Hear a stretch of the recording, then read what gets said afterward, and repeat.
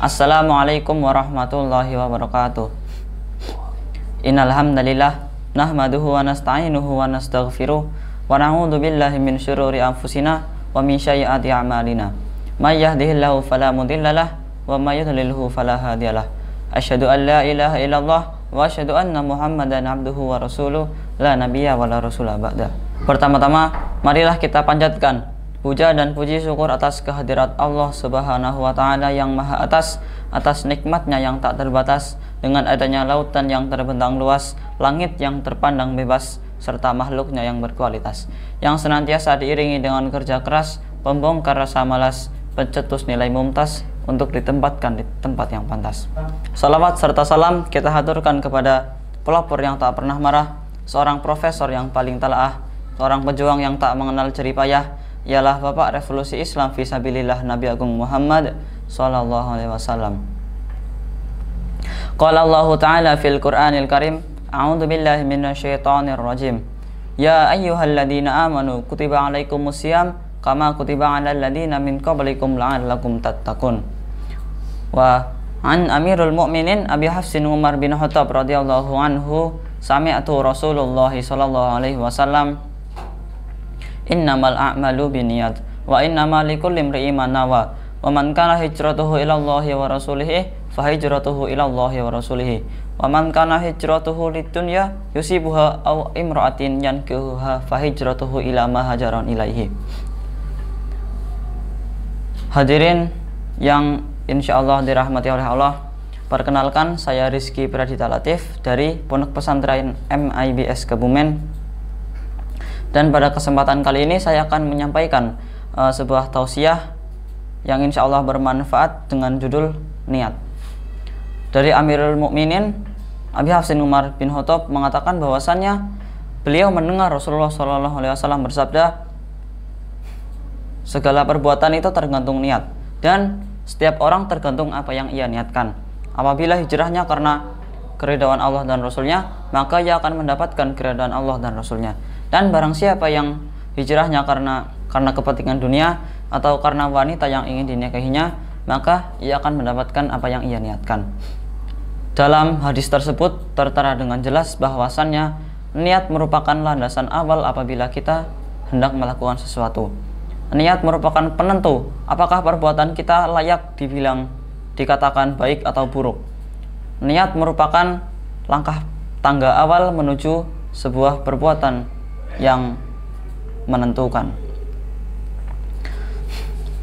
Allah Subhanahu wa Ta'ala adalah Tuhan yang Maha Pengasih serta Maha Penyayang. Bagaimana tidak, apabila kita melakukan niat buruk, kita tidak dihitung dosa, sedangkan apabila kita melakukan niat baik, maka kita dihitung pahala.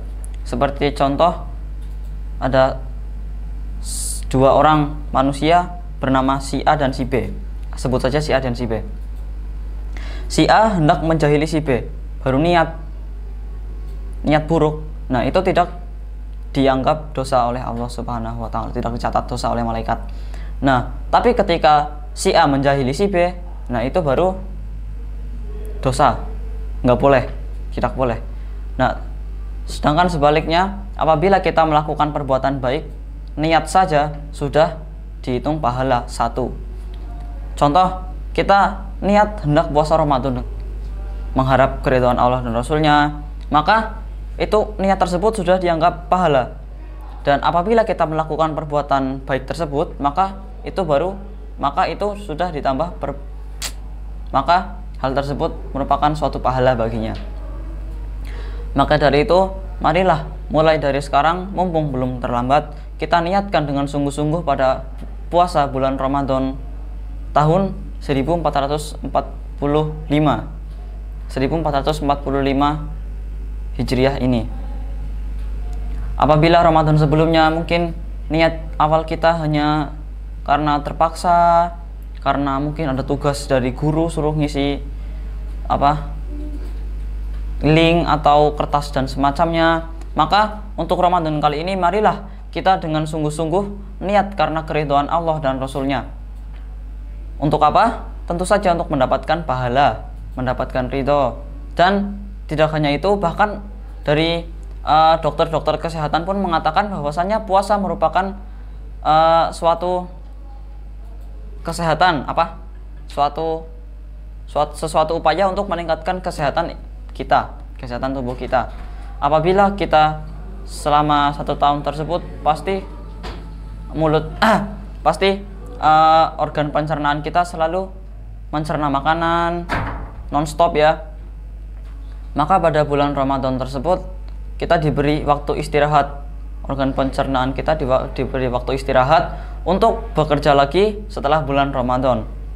Maka apabila teman-teman sekalian merasa pada Ramadan sebelumnya mungkin puasanya bolong-bolong, sekarang pada bulan Ramadan yang sekarang, semoga saja teman-teman semua bisa memperbaiki diri sendiri. Marilah kita untuk senantiasa berintrospeksi.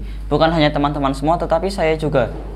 Kesimpulan yang dapat teman-teman dan saya ambil dari hadis tersebut adalah bahwasannya niat merupakan langkah penentu awal setiap perbuatan. Sekian dari saya. Bila ada kesalahan mohon dimaafkan. Undur maqala wala tandur man qala. Syukran. Wassalamualaikum warahmatullahi wabarakatuh.